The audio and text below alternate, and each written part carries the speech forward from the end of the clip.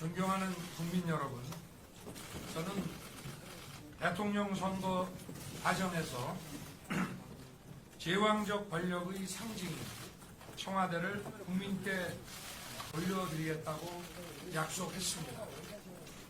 대통령 집무실을 국민과 더욱 가까이 다가가는 광화문으로 옮기겠다고 했습니다. 현재 청와대는 본관과 비서동이 분리되어 있고 대통령과 참모의 소통이 원활하지 못했습니다. 이를 개선하고 원활한 소통과 업무의 효율을 제고하기 위함이었습니다.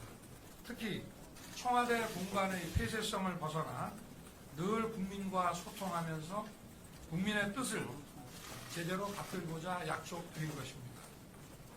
그동안 역대 정부에서도 현재 청와대 공간이 가지고 있는 문제점을 인식하고 여러 차례 이전 시도가 있었습니다마는 경호 등의 문제로 번번이 좌절된 바 있습니다. 공약을 수립하는 과정에서도 다양한 문제점을 전문가들을 통해 충분히 검토했습니다마는 당선 이후 광화문 정부 보유 청사들을 대상으로 집무실 이전 방안을 면밀하게 검토한 결과 쉽지 않은 문제임을 절감했습니다.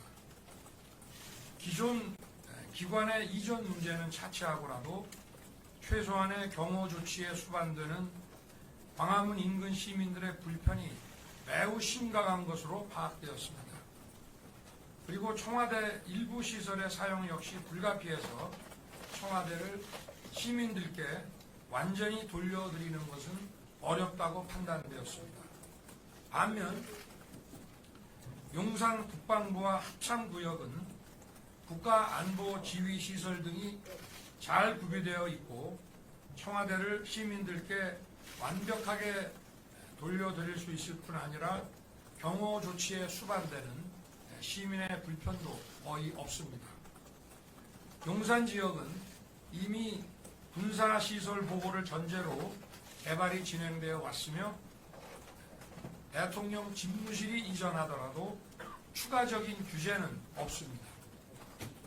무엇보다 올해부터 순차적으로 주위 미군기지 반환이 예정되어 있어 신속하게 용산 공원을 조성하여 국방부 청사를 집무실로 사용할 수 있고 국민들과의 교감과 소통이 원활하게 이루어질 수 있습니다.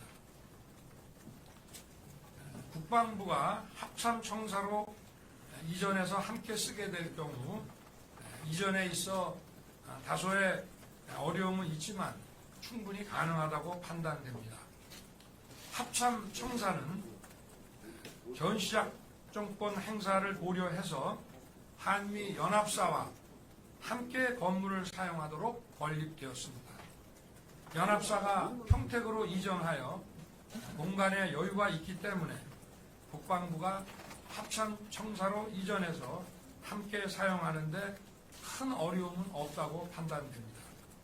또 같은 분의 옆 건물로 이전하는 것이라 이전 비용도 최소화할 수 있습니다.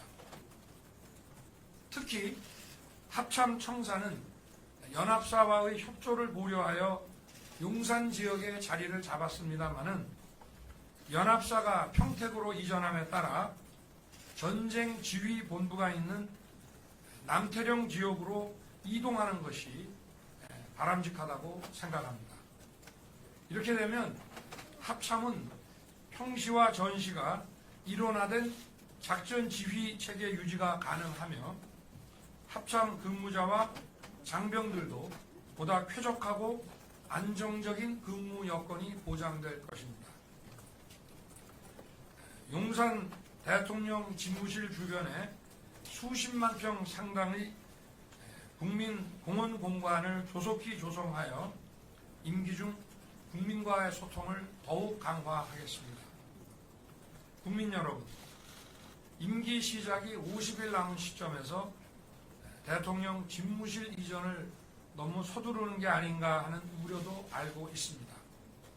그러나 일단 청와대 경내로 들어가면 제왕적 권력의 상징인 청와대를 벗어나는 것이 더욱 어려워질 것이라고 생각합니다. 이는 역대 정부에서 대통령 집무실에 이전 시도가 있었지만 번번이 좌절된 그 경험에 비추어 보더라도 충분히 알 수 있습니다. 국민들께 불편을 드리는 측면, 또 청와대를 온전히 국민께 개방하여 돌려드리는 측면을 보려 하면 용산 국방부 청사 이전 결정을 신속히 내리고 추진하는 것이 옳다고 판단됩니다. 국민 여러분, 대통령 집무실의 이전이 간단하거나 쉬운 일이 아님은 잘 알고 있습니다. 그러나 그것이 어렵다고 또다시 국민과의 약속을 저버린다면 이제 다음 대통령 어느 누구도 이것을 새로이 시도하기 어려울 것입니다. 무엇보다 소수의 참모에 의존할 수밖에 없는 현재의 공간 구조로는 국가적 난제와 그 위기에 제대로 대처하기 어렵습니다. 공간이 그 업무와 일을 좌우한다는 말이 있습니다.